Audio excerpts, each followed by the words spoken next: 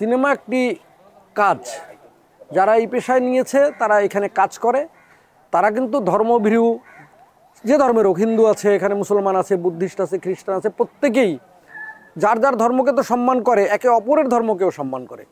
সেই কারণেই আমরা কাজের পরে যারা রোজা থাকে, আমরা ইফতারি এর সময় ইফতারি, সেহরির সময় সেহরি থাকে, কাজ কোনো ব্যাঘাত ঘটায় না। আবার নামাজের সময় তারা নামাজও পড়ছে।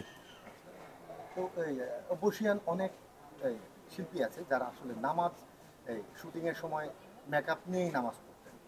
হ্যাঁ, এরকম কোনো শিল্পীর কোনো গল্প কি আপনার মনে আছে? না, এরকম আমার জানা নেই, কারণ মেকআপ দিলে আসলে নামাজ হয় না।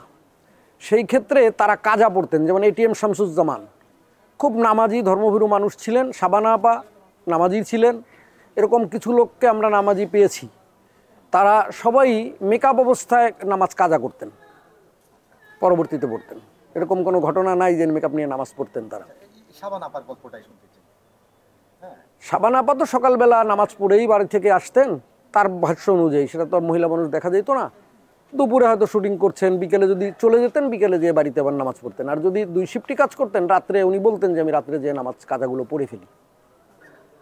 সেম ঘটনা ছিল এটিএম শামসুল। হ্যাঁ, এটিএম জামান সবসময় মেকআপ অবস্থায় তসবি তার সবসময় জিকির থাকতোই, তসবি সবসময় পড়তেন। এবং উনি ধর্মের, ওনার ধীশক্তি তো অনেক বেশি ভালো ছিল। বলা যায় যে উনি যদি মুক্তি লাইনেও যেতেন তখন অনেক মুখস্থ শক্তি অনেক ভালো ছিল। একবার দেখে 4-5 পৃষ্ঠার ডায়লগ উনি বলতে পারতেন। তো যেহেতু উনি হাদিস কোরআন সম্পর্কে, ওনার বাড়িতে একটা লাইব্রেরি আছে অনেক বড়, এবং ধর্মীয় বই প্রচুর, সেক্ষেত্রে আমি ওনার সঙ্গে 6টি স্ক্রিপ্টের কাজ করেছি অভিনয় ছাড়াও। সিনেমা অভিনয় ছাড়াও ওনার সঙ্গে আমি স্ক্রিপ্টের কাজ করতাম। তো তখন দেখতাম যে বইয়ে অনেকগুলো বই, সে ধর্ম সম্পর্কে ভালো জানতেন, এবং উনি ইমামতি করতেন আর আমি পিছনে দাঁড়িয়ে নামাজ পড়তাম ওই সময়। এটা হচ্ছে ওনার বাসায় নাকি? ওনার বাসায়, বাসায়। তারপরে কক্সবাজারে আমরা 3 দিন একবার একটা স্ক্রিপ্ট নিয়ে একবার ছিলাম, সোনারগাঁয়ে 3 দিন।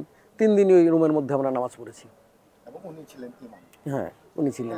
উনি হচ্ছে যে সবাইকে উদ্বুদ্ধ করতেন নামাজ পড়ার জন্য। হ্যাঁ, বলতেন যে নামাজ পড়ো, নামাজি ছেলে খারাপ হয় না। আমাকে বারবার বলতো তুমি নামাজি ছেলে, তোমাকে এই জন্য আমি বেশি ভালোবাসি।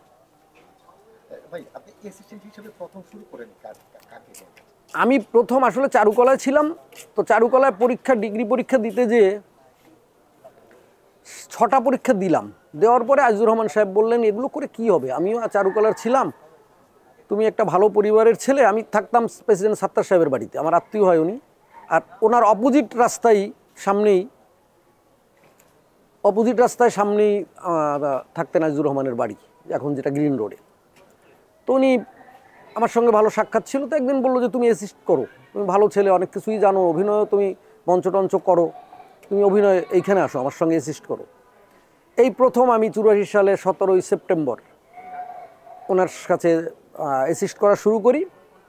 প্রথম ছবি ছিল রঙিন রূপবানের হাফ, কিছু অংশ যে পেয়েছি আর কি, অর্ধেক।